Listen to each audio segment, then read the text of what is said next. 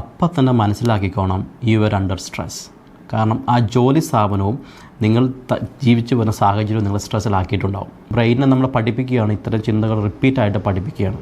അങ്ങനെ പഠിപ്പിച്ച് കഴിയുമ്പോൾ മനസ്സ് തന്നെ പോസിറ്റീവ് തോട്ട്സ് എടുക്കാൻ പറ്റും. പ്രശ്നമുണ്ടായിക്കഴിഞ്ഞാൽ അതിനെ മാനേജ് ചെയ്യാൻ പറ്റാത്ത സ്റ്റേറ്റ്മെൻറ്റ്സ് ഉണ്ട്. എന്നെക്കൊണ്ട് പറ്റില്ല, തീർന്നു, നശിച്ചു, ഇനി ഒരിക്കലും പോസിബിൾ അല്ല എന്ന് വരുന്ന ചിന്തകളുണ്ട്. ആ ചിന്തകളെ ആദ്യം അനലൈസ് ചെയ്യുക. Welcome back to Jinu James the hypnotist. അപ്പോൾ നമ്മൾ കഴിഞ്ഞ ദിവസം കണ്ടത് സ്ട്രെസ്സിൻ്റെ പല സ്റ്റേജസാണ്, സ്ട്രെസ് എങ്ങനെ ഉണ്ടായി ആൻഡ് സ്ട്രെസ്സിൻ്റെ ക്രിട്ടിക്കൽ എലമെൻറ്റ്സ് നമ്മൾ മനസ്സിലാക്കി. അപ്പോൾ ഇത് കുറച്ചുകൂടെ വ്യക്തമാക്കി നിങ്ങൾക്ക് പേഴ്സണലൈസ് ആയിട്ട് മനസ്സിലാക്കണമെന്നുണ്ടെങ്കിൽ ഒരു കാര്യം ആദ്യം ചെയ്യുക.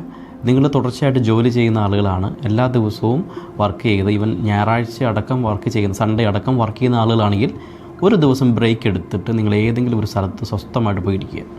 കുറച്ച് നേരം ഫോൺ ഓഫ് ചെയ്യുക, ഡോണ്ട് ടേക്ക് യുവർ ഫോൺ. ആ സമയത്ത് നിങ്ങൾക്ക് ഒരു mental relaxation and peacefulness feel ചെയ്യുന്നുണ്ടെങ്കിൽ അപ്പം തന്നെ മനസ്സിലാക്കിക്കോണം യു ആർ അണ്ടർ സ്ട്രെസ്.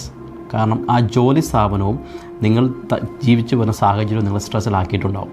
അപ്പോൾ ഇതിനെ മാനേജ് ചെയ്യാൻ പറ്റുന്ന ടെക്നിക്സാണ് ഇന്നത്തെ എപ്പിസോഡിൽ നമ്മൾ കാണുക. പഴയ എപ്പിസോഡ് കാണാത്തവരുണ്ടെങ്കിൽ കണ്ടു കഴിഞ്ഞാൽ വ്യക്തമായിട്ട് മനസ്സിലാവും. അപ്പോൾ നമ്മൾ പല രീതിയിൽ ഹിപ്നോട്ടിക്കലി, അതായത് ഹിപ്നോസിസ് ഉപയോഗിച്ച് എങ്ങനെ സ്ട്രെസ്സിനെ മാനേജ് ചെയ്യാമെന്ന് നോക്കാം. ആദ്യമായിട്ട് നമ്മൾ നോക്കേണ്ടത് സ്ട്രെസ്സ് ഉണ്ടോ എന്ന് ഇവാലുവേറ്റ് ചെയ്തു. ഇതിനാണ് അസസ്മെൻറ്റ് എന്ന് പറയുക. നമ്മളൊരു സ്ഥലത്ത് മാറിയിരുന്ന് സ്വസ്ഥമായിട്ടിരുന്ന് നമ്മളെ തന്നെ അസസ് ചെയ്യും. അപ്പോൾ നമുക്ക് മനസ്സിലാവും, യെസ്, എൻ്റെ ലൈഫിലും എൻ്റെ ശരീരത്തിലും എൻ്റെ മനസ്സിലും ഇത്രയും സിംറ്റംസ് ഉണ്ട് എന്ന് മനസ്സിലാവും. ആദ്യം തന്നെ അതിനെ മനസ്സിലാക്കി കഴിഞ്ഞാൽ ഫസ്റ്റ് തിങ് ഈസ് നമുക്ക് ചെയ്യാൻ പറ്റുന്ന കാര്യം സെൽഫ് ടോക്ക് എന്ന് പറയും. സ്വന്തമായിട്ട് നമ്മൾ സംസാരിച്ച് തുടങ്ങും. എന്നുവെച്ചാൽ വെറുതെ സംസാരിക്കുന്നതല്ല ഞാൻ ഉദ്ദേശിച്ചത്.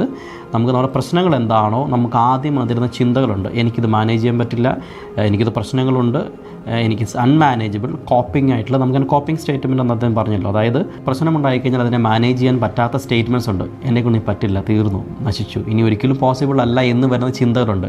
ആ ചിന്തകളെ ആദ്യം അനലൈസ് ചെയ്യുക. ഉദാഹരണം, നിങ്ങൾ സ്വസ്ഥമായിട്ട് എവിടെയെങ്കിലും ചാരി ഇരുന്ന് കണ്ണടച്ചതിന് ശേഷം ജസ്റ്റ് ഇമാജിൻ നിങ്ങൾ ആ സ്ഥലത്ത് നിന്ന് നിങ്ങളുടെ ശരീരത്തിൽ നിന്ന് പുറത്ത് നിൽക്കുന്നത് പോലെ ഒരു ഇമാജിനേഷൻ കൊണ്ടുവരിക. ഇതിന് ശേഷം നിങ്ങൾക്ക് നിങ്ങളെ തന്നെ ഇവാലുവേറ്റ് ചെയ്യാം. അപ്പോൾ നിങ്ങൾക്ക് നിങ്ങളെ തന്നെ കാണാൻ പറ്റും, ഇവാലുവേറ്റ് ചെയ്യും, മനസ്സിലാവും ഏത് തരം ചിന്തകളാണ് നിങ്ങളുടെ മനസ്സിലേക്ക് കയറി വരുന്നത്. ഡിസ്റ്റർബിങ് തോട്ട്സ്, ആ തോട്ട്സിനെ ആദ്യം അനലൈസ് ചെയ്തതിന് ശേഷം അതൊക്കെ നോട്ട് ഡൗൺ, കണ്ണുകൊണ്ട് അല്ലെങ്കിൽ കണ്ണ് തുറന്നിട്ടോ അല്ലെങ്കിൽ അല്ലാതെ ഇരുന്ന സമയത്ത് നിങ്ങൾക്ക് നോട്ട് ഡൗൺ ചെയ്യാം.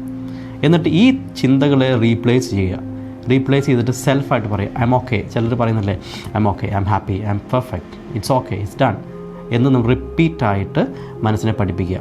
അപ്പോൾ ആദ്യം നമ്മൾ മനസ്സിനെ സൈക്കോ എഡ്യൂക്കേഷൻ എന്ന് പറയും. മനസ്സിനെ നമ്മൾ പഠിപ്പിച്ച് കഴിയുമ്പോൾ എന്താണോ ചിന്തകൾ, ആദ്യം പറഞ്ഞു ഞാൻ, മനസ്സെന്ന് പറയുന്നത് ബ്രെയിൻ ഇൻ ആക്ഷനാണ്. അപ്പോൾ ബ്രെയിനിനെ നമ്മൾ പഠിപ്പിക്കുകയാണ്, ഇത്തരം ചിന്തകൾ റിപ്പീറ്റായിട്ട് പഠിപ്പിക്കുകയാണ്. അങ്ങനെ പഠിപ്പിച്ച് കഴിയുമ്പോൾ മനസ്സ് തന്നെ പോസിറ്റീവ് തോട്ട്സ് എടുക്കാൻ പറ്റും. കഴിഞ്ഞ എപ്പിസോഡിൽ പറഞ്ഞതുപോലെ പാരാസിമ്പത്തറ്റിക് നെർവസ് സിസ്റ്റത്തിനെ നിങ്ങൾ പഠിച്ചിട്ടുണ്ടാകുമെന്ന് വിചാരിക്കുന്നു. അപ്പോൾ പാരാസിമ്പത്തറ്റിക് നെർവസ് സിസ്റ്റം നമ്മുടെ പ്രശ്നങ്ങൾ ഉണ്ടായിക്കഴിഞ്ഞാൽ അതിനെ ബാലൻസ് ചെയ്യാൻ വേണ്ടി ഉപയോഗിക്കുന്നതാണ്. അപ്പോൾ നമ്മൾ ആദ്യം ഉണ്ടായിരുന്ന പേടിപ്പിക്കുന്ന ചിന്തകളെ മാറ്റി പോസിറ്റീവായിട്ടുള്ള തോട്ട്സുകൾ പ്ലേസ് ചെയ്യുമ്പോഴേക്കും റിപ്പീറ്റായിട്ട് കൊടുക്കുമ്പോൾ നമ്മുടെ മനസ്സ് പഠിക്കാൻ തുടങ്ങും. നമ്മുടെ പാരാസിമ്പത്തറ്റിക് നെർവസ് സിസ്റ്റം നമ്മുടെ ശരീരത്തിനെ തന്നെ മാനേജ് ചെയ്യും, സ്ട്രെസ്സ് കുറയ്ക്കാൻ വേണ്ടി തുടങ്ങും. ഇതാണ് ഫസ്റ്റ് ടെക്നിക്ക് എന്ന് പറയുന്നത്. രണ്ടാമത് നിങ്ങൾക്ക് ഉപയോഗിക്കാൻ പറ്റുന്ന ഏറ്റവും നല്ല ടെക്നിക്ക് എന്ന് പറയുന്നത് സെൽഫ് ഹിപ്നോസിസ് ആണ്. Self hypnosis is very simple. Meditation അല്ല സെൽഫ് ഹിപ്നോസിസ്. സ്ട്രെസ് മാനേജ്മെൻറ്റ് ടെക്നിക്കിൽ അടുത്തതായിട്ട് വരിക നമുക്ക് ഡീപ്പ് ബ്രീതിങ് എക്സസൈസ് ആണ്.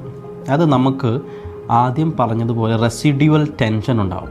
അപ്പോൾ നമ്മുടെ ഉള്ളിൽ ടെൻഷനും ആ ഒരു സ്ട്രെസ്സും ഉണ്ടെങ്കിൽ നമുക്ക് ചെയ്യേണ്ട കാര്യം ഡീപ്പ് ബ്രീത്ത്, അതിനെ അബ്ഡോമിനൽ ബ്രീത്ത് എന്ന് പറയും. നമുക്ക് സാധാരണ ശ്വാസം എടുക്കുക ലങ്സ് കൊണ്ടാണെന്നല്ല എല്ലാവരും വിചാരിക്കുന്നത്. അല്ല, നമ്മുടെ അബ്ഡോമൻ്റെ ഭാഗത്ത് ഡയഫ്രം എന്ന് പറയുന്നൊരു ഭാഗമുണ്ട്. അതായത് നെഞ്ചുംകൂടിൻ്റെ, അതായത് നമ്മൾ ലങ്സിന് തൊട്ട് താഴെ ഈ ഭാഗത്ത് ഡയഫ്രം ഉണ്ട്.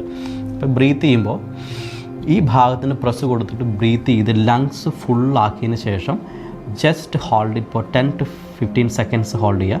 30 seconds വരെ ചെയ്യുന്നവരുണ്ട്, 1 minute വരെ ഹോൾഡ് ചെയ്യുന്നവരുണ്ട്. ഹോൾഡ് ചെയ്തതിന് ശേഷം റിവേഴ്സ് കൗണ്ടിങ് ചെയ്യാം.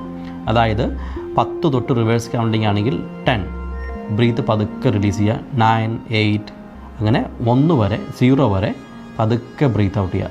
ഒരു 3, 4, 5 തവണ അങ്ങനെ റിപ്പീറ്റായിട്ട് ചെയ്യുമ്പോഴേക്കും നിങ്ങളുടെ സ്ട്രെസ്സ് ശരിക്കും നിങ്ങളുടെ ലൈഫിൽ നിന്ന് കുറയുന്നതായിട്ട് ഫീൽ ചെയ്യും.